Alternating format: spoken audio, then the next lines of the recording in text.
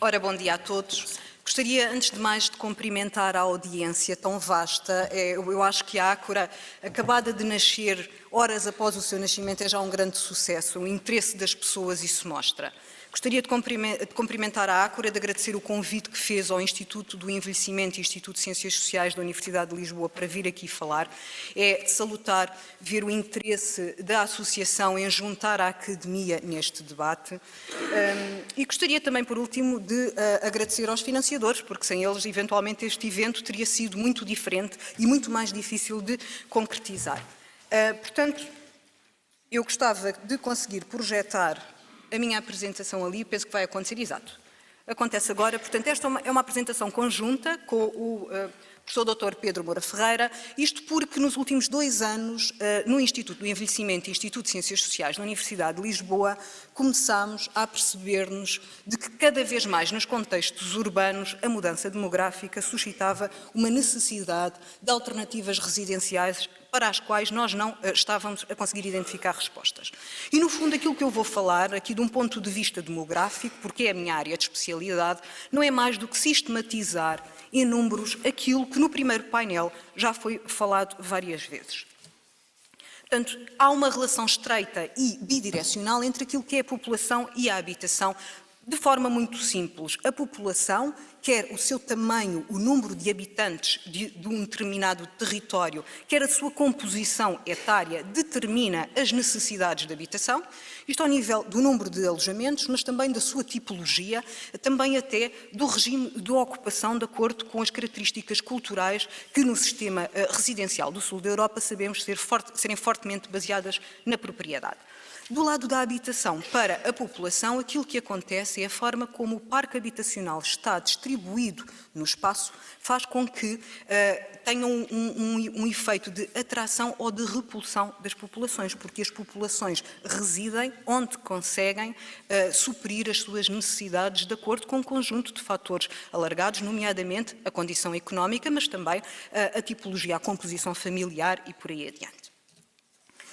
Em Portugal, é-nos difícil falarmos de população a seguir a 2011 sem nos basearmos apenas em estimativas e, portanto, eu falava aqui rapidamente em quatro números relativos ao recenseamento de 2011. Temos sensivelmente 10 milhões e meio de habitantes, de população residente em todo o território nacional e temos 4 milhões sensivelmente de famílias clássicas. O primeiro dado que nos chama a atenção é quando nós olhamos para os alojamentos familiares clássicos, apercebemos que são 5.800 mil, grosso modo. Portanto, tínhamos em Portugal, em 2011, um número superior de alojamentos familiares clássicos do que famílias clássicas. Isto explica-se em parte pelo elevado número de alojamentos vagos, que representava 12,4% do parque residencial em 2011, 735 mil aproximadamente. Alojamentos, mas também uma outra das características do sistema residencial do sul da Europa, que é um elevado número de famílias que têm uma segunda habitação. Quando olhamos para as estimativas de 2017, aquilo que nós vemos é um decréscimo populacional, um declínio da população na ordem dos 2,63%, mas, contrassenso, paradoxalmente ou não, um acréscimo do número de alojamentos familiares clássicos na ordem dos 1,39. Não sei se estamos no caminho certo ou não, se temos cada vez menos população e podemos daí pensar eventualmente também um número menor de famílias e se continuamos a ter um crescimento na construção de uma tipologia clássica, de alojamento familiar clássico. Há outras razões que podem explicar este eventual paradoxo, nomeadamente um crescimento do número de famílias unipessoais decorrente do próprio processo de envelhecimento. Tudo isto são meras tentativas de explicação de umas estimativas que em 2021, quando os dados do próximo recenseamento estiverem disponíveis, poderemos refletir de outra maneira sobre elas. Portanto, efetivamente, nos últimos anos, de 2011 e 2017, isto com base nas estimativas da população residente do INE, a nossa população tem vindo a decrescer, sensivelmente menos de 3%, mas há um decrescimento que é acentuado. Claro que neste decrescimento também não sabemos muito bem, porque estamos a trabalhar com estimativas, e foi dito na abertura aqui o número da população que emigrou e quantos emigraram temporariamente e quanto dessa imigração é definitiva, e portanto há aqui também um impacto que não deve ser desconsiderado da população imigrante. E então em índice de envelhecimento, e agora olhando para um horizonte superior, isto porque é na década de 60 que nós temos os primeiros indícios do envelhecimento em Portugal, e contrariamente aos outros países da Europa em que o envelhecimento se deu primeiro pelo envelhecimento no topo da pirâmide e na base da pirâmide, ou seja, a redução da natalidade e o aumento da esperança de vida, em Portugal o primeiro pico, os primeiros indicadores de que a população estava a envelhecer são exatamente por causa do fenómeno de imigração portuguesa na década de 60. Então, portanto, tudo isto foi depois um crescimento que já não se conseguiu travar. Não é? Que até agora continua a agravar-se, e são necessárias respostas sociais, respostas económicas, respostas políticas para uma população que está cada vez mais envelhecida e que não devem ser vistas como um problema, mas sim como uma alteração da estrutura etária da população portuguesa. O que é que vai acontecer possivelmente até 2060? Também com base nas projeções do INE, e aqui estamos a falar do cenário central, aquilo que nós verificamos é que, portanto, tendo pressupostos moderados relativamente à evolução da natalidade, da mortalidade e das migrações, este acentuar do envelhecimento demográfico vai continuar num crescendo até sensivelmente à década de 40. E aí então depois podemos falar de uma relativa estabilização da população. Naturalmente o índice de dependência de idosos também vai continuar a subir, muito menos, porque a própria população ativa também está a sofrer alterações. Quando nós agora começamos a cruzar isto com a questão da habitação, este envelhecimento demográfico, a questão da habitação, a primeira ideia que nós temos de desmontar, principalmente nas gerações mais jovens, é de que Portugal sempre foi um país de proprietários. Portugal não foi um país de proprietários até bastante recentemente. Na década de 60, como observamos aqui, tínhamos, portanto, uma percentagem de alojamentos ocupados no arrendamento muito superior àquilo que era a percentagem de proprietários. Na década de 60 temos uma distribuição quase igualitária, e depois em 81 dá-se a inversão. E essa inversão continua a agudizar-se. Não obstante, este é um cenário nacional e nós sabemos que estas questões do arrendamento nos contextos urbanos sempre sempre tiveram uma presença maior, e aqui vemos, portanto, comparando Lisboa e Porto, e agora só em dois momentos censitários, 1881 em 2001, aquilo que nós observamos é que em 2001, nas duas cidades, continua a existir uma forte presença do mercado de arrendamento. E, portanto, num contexto de envelhecimento da população, em contexto urbano, é isto que nós temos de responder. Não somos um país de proprietários de uma forma tão generalista assim, e, portanto, as especificidades destas famílias têm de ser tidas em consideração. Os agregados unipessoais, que são, à partida, parte dos agregados que poderão estar interessados em novas alternativas residenciais, nomeadamente até como combate a situações de isolamento que podem ou não conduzir a sentimentos de solidão. Aquilo que nós verificamos, isto com base nos microdados dos censos, quando nós olhamos para o regime de ocupação do alojamento do responsável pelo agregado familiar, e aqui unipessoais, portanto, o próprio, aquilo que nós verificamos é que nas faixas etárias mais jovens existe realmente uma distribuição muito mais heterogénea entre todos os regimes de ocupação, mas nas faixas com idades mais avançadas é a propriedade e sem encargos financeiros que é o principal regime de ocupação. O que é que isto significa? Significa, por um lado, tem a ver com o próprio curso de vida, as pessoas vão acumulando a riqueza ao longo da sua vida necessária e vão pagando as suas casas de maneira a que, portanto, há um efeito de de ciclo de vida, mas há também aqui um efeito de geração e há a expansão da propriedade que se verificou foi numa altura em que estas pessoas que estão agora nestas faixas etárias dos 45, 64 e depois dos 65 e mais, e aquilo que resta saber, porque já há sinais de inversão das faixas mais novas, das classes etárias mais jovens, terem alguma preferência pelo arrendamento, até porque não querem ficar encurraladas em empréstimos ou aprisionadas geograficamente à localidade onde compraram. Portanto, não é de estranhar que comecemos a ver uma heterogeneidade muito maior no regime de ocupação da propriedade. Quando olhamos então de como é que as coisas se têm aqui desenrolado nos últimos tempos, isto são dados muito recentes do INE, e portanto por um lado temos, aqui do vosso lado esquerdo, a proporção de novos contratos de arrendamento de alojamentos familiares no total dos novos contratos de arrendamento no país. E verificamos que na área metropolitana de Lisboa se realizaram sensivelmente 1/3. E se juntarmos as duas áreas metropolitanas, portanto Lisboa e Porto, mais de metade dos novos contratos de arrendamento foram realizados nestas regiões. Portanto, à partida são estas as regiões com maior dinamismo, com maior necessidade, com maior procura de habitação em termos de mercado de arrendamento. Quando olhamos para o valor mediano, e tenho naturalmente de salientar que os valores indicados pelo INE dão conta dos valores das transações registados para efeitos de impostos e, portanto, alguns poderão estranhar e achar que os valores são muito baixos, é aquilo que é declarado. Outras entidades, nomeadamente privadas, a Confidencial Imobiliário, tem outros valores porque trabalha com outro conceito de valor e, portanto, aquilo que nós encontramos aqui ao nível da renda por metro quadrado é uma grande heterogeneidade, sendo que nas áreas metropolitanas, Porto, Lisboa e também no Algarve, que estes valores são mais elevados. Portanto, quando falamos que a mudança demográfica na alta pressão demográfica em determinados territórios, vê-se aqui claramente quais são os territórios que estão neste momento numa situação de maior fragilidade e com necessidade de maior atenção.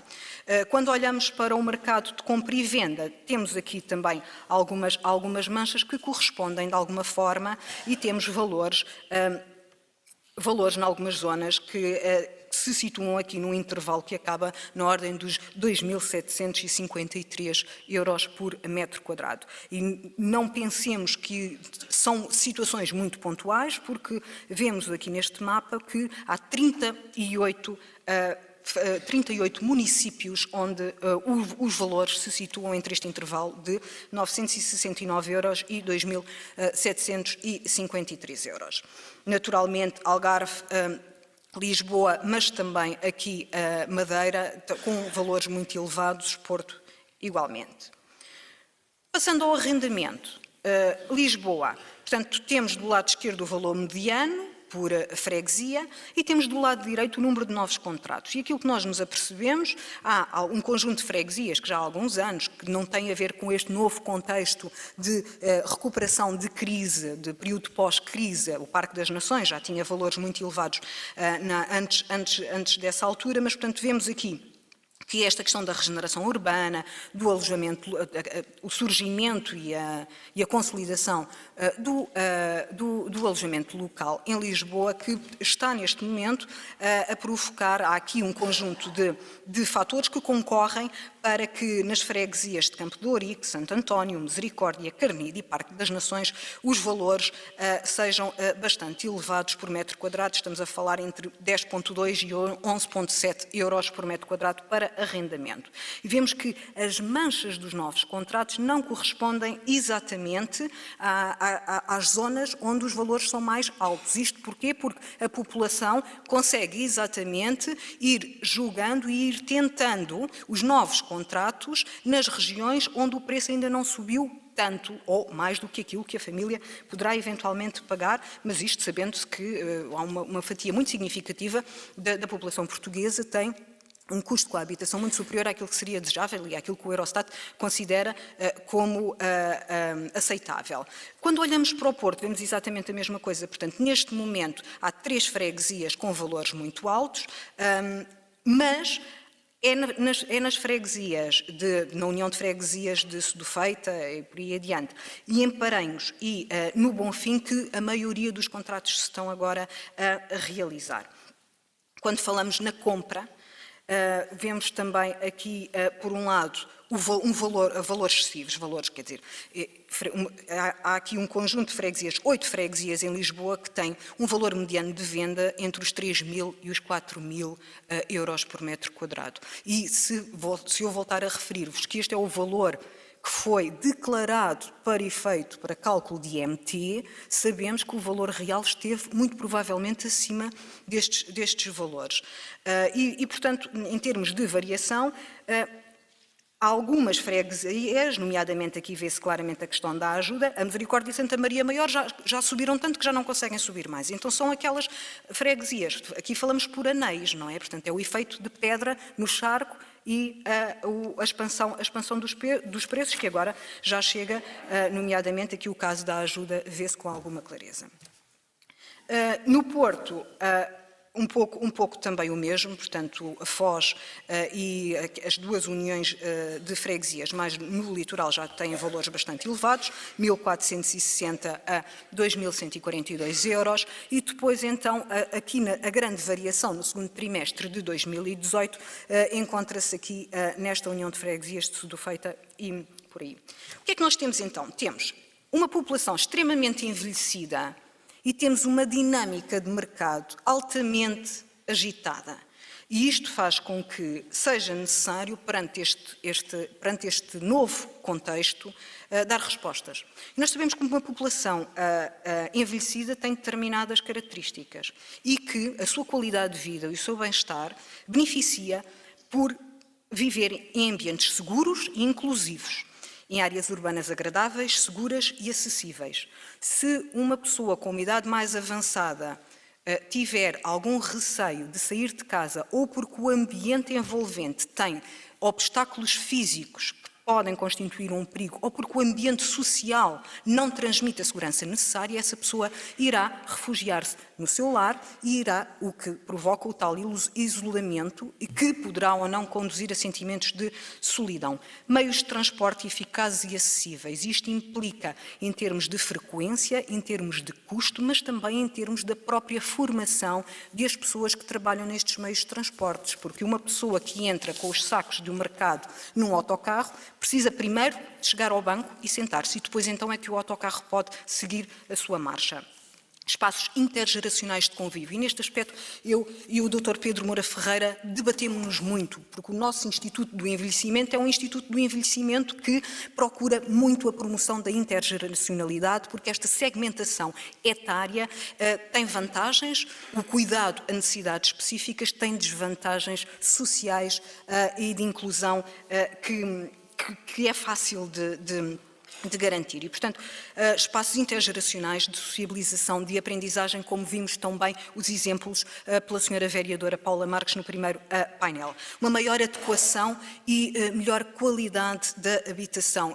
A semana passada surgia nas notícias, e há já inclusivamente artigos científicos com alguns anos, não é nenhuma novidade, que justifica uma sobremortalidade em Portugal sazonal, que se explica muito provavelmente pela dificuldade que as famílias portuguesas têm em aquecer os seus alojamentos durante o inverno.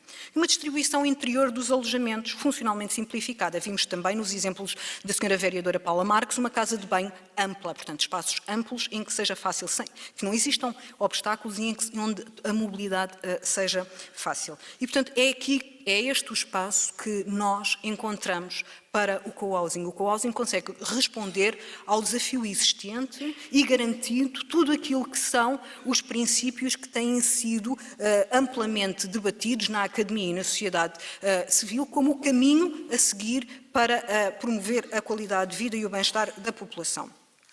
E, portanto, aquilo que é necessário é no fundo, ampliar, o co-housing nos permite ampliar o leque da oferta residencial destinada ao grupo etário que, no fundo, será aquele que mais crescerá no futuro e, portanto, é importante todos passarmos a olhar para a estrutura etária da população portuguesa como ela é hoje e não como nós idealizamos e como foi há algumas décadas.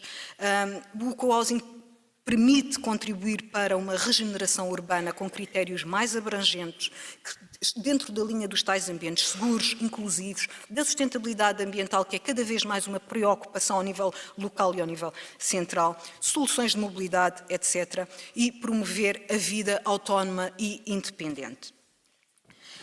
Por último, o co-housing permite-nos também, em termos de modelo social, enquanto modelo social comunitário e colaborativo, favorecer a participação social e cívica, fomentar as relações sociais com claros benefícios para a segurança e para os cuidados, reduzir o isolamento e o risco de sentimento de solidão e incentivar a intergeracionalidade, como já vos falei, e também combater os estereótipos, o idadismo, os estereótipos associados à velhice. Tentei ser rápida pelo adiantado da hora, espero ter cumprido e ter conseguido recuperar aqui algum tempo. Muito obrigada. No momento de debate poderemos discutir.